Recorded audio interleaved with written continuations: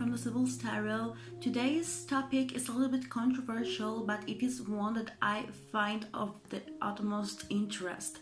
Recently, I wrote a blog post called Tarot and Denial, and lately I have been quite interested in the topic of death and the relationship of the Western world with death and the whole death positivity movement, and I really feel quite attracted to the idea of embracing death as a possibility, as something that will inevitably and unavoidably happen to all of us, and something to start accepting, and as well something to accept in the spiritual community when it is kind of in denial, in my opinion. So in this blog post that I'm talking about, I interviewed Jessica Fox from Voyage to the Earth, and she came up with the idea of every tarot reader reading about their own death, and this is what I am doing today. I have created a spread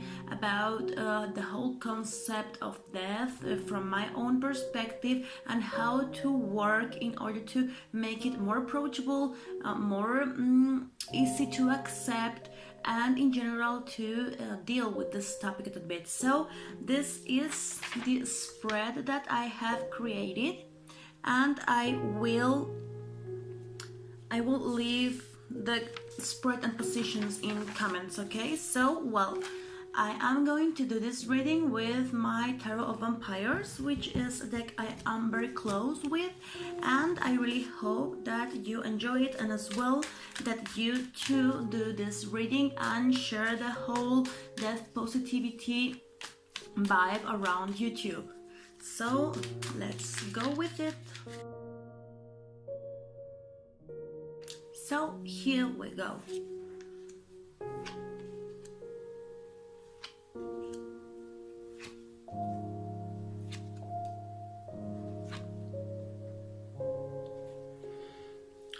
Okay, so position 1 is how do I feel about death, and the card that I have drawn for this is King of Pentacles, in this deck King of Garlic Flowers. So what this makes me think is that I am quite attached to physical reality, that I don't really have a concept about not existing, and that I am looking at the possibility of death as a physical experience, as a physical transition, but I believe that I am not actually considering the spiritual implications and the concept of just not being. So this is probably something that I could work on, that my own concept of death is now quite attached to the physical realm, as I said, and that I am looking at it from a comfort place, from a place of security, from here and now, but I am not actually considering how would it be. And as well, I believe that this has to do strongly with my interest of what will happen to my body. Like, the thing that I am the most interested about when it comes to learn about death is learning about how the whole experience is going to be for my physical self. I like to learn about the composition, I like to learn about the physical science of death, what really happens to the matter, but probably even though this makes it easier for me to understand the whole thing, probably I should try and take a more spiritual approach to the idea, but step by step. So now, position number 2 is what do I fear about death, and this is 6 of Wands. So what do I fear about death with 6 of Wands? Probably what I may fear about dying right now is dying and not having achieved my purposes. Like, you know, this feeling of this is it and you can't do anything else with it. So I believe that this is what Six of Wands is telling to me, that what I am afraid of is perhaps having lived fast and having enjoyed a little, having taken life for granted, as well as the victory in Six of Wands, like having taken this life for granted, having taken tomorrow for granted, and not having made the most, having rejoiced in a few victories and not having aimed higher, and finding out that this is it, game over, and there is no possibility to do it all over again. So probably this is what is showing in regards with my fears at this point. Now position number 3, which was, if I were to die tomorrow, what would I regret? And this is 8 of Swords. I believe that this is a quite indicative card for me. I am a professional procrastinator, as I have already said quite a few times, and I believe that many times I have boycotted myself, and I have just allowed myself to be enclosed, prisoner of ideas, of limitations that were only in my mind. So probably if I were to die tomorrow, I would find out that all those limitations don't really matter, that all those excuses don't really matter, and probably my biggest regret would have been the lack of action. The 4th position is, okay, what would a death without regrets mean to me? And in here we have the Knight of Pentacles. The Knight of Pentacles, or the Knight of Garlic Flowers in this deck. And as well, kind of makes sense.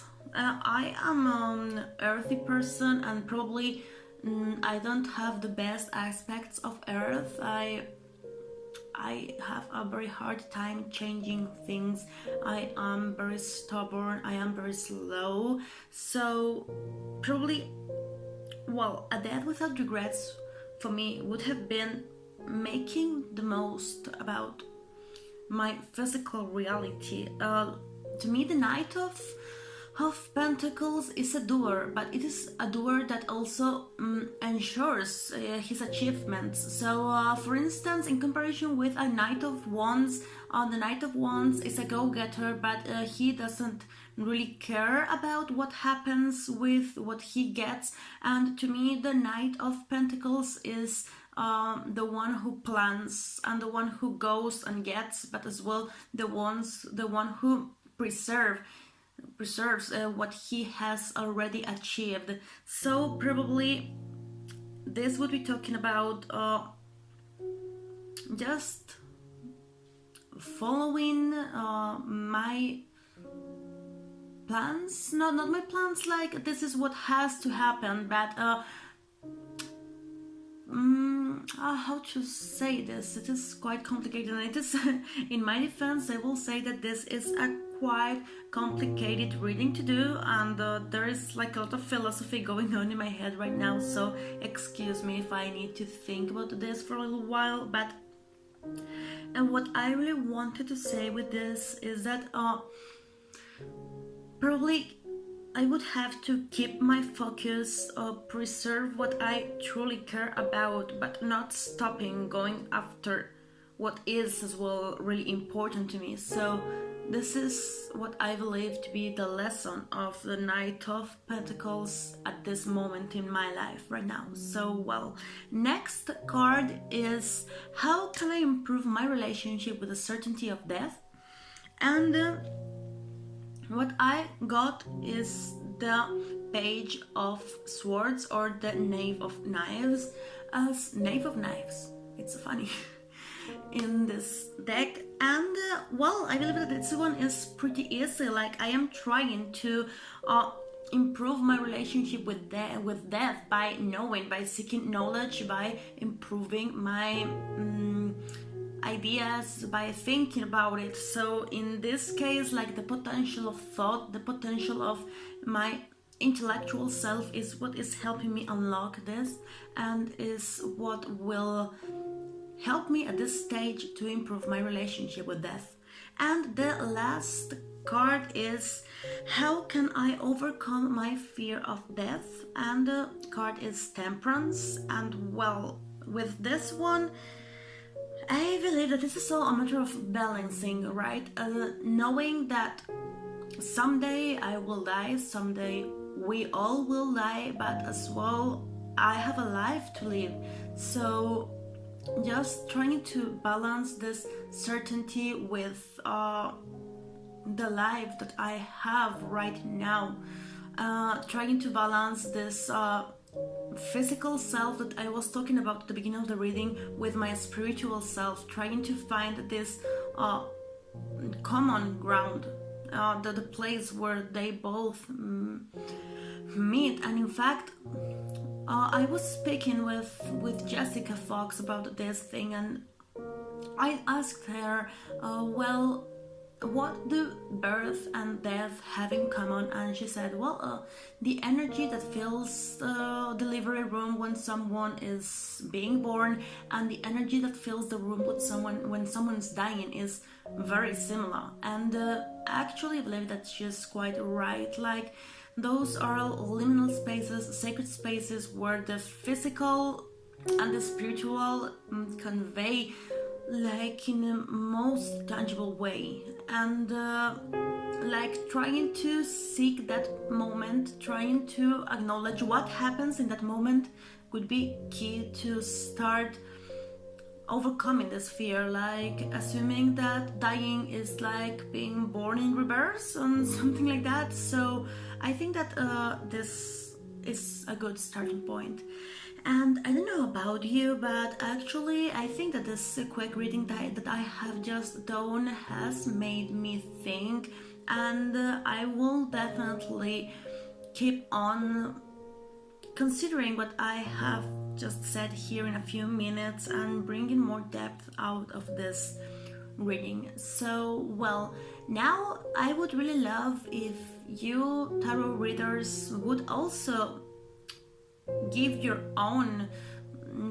a chance to doing this reading for yourself and bringing up the topic. And I think that being in touch with death as a reality is going to help us live our lives to the most, and as well not being terrified, and embracing another part of spirituality, another part of life. So I really hope that you have enjoyed this video, and well, I will be thrilled to hear your video responses. Tag Death Positive Tarot, and I will leave the reading in the box so you can copy and paste and do on whatever. I will love to see your answers, and this is about it. So you can visit my website, thesibylstarot.com, subscribe to my channel if you want, but do, and have a lovely rest of your day. Bye!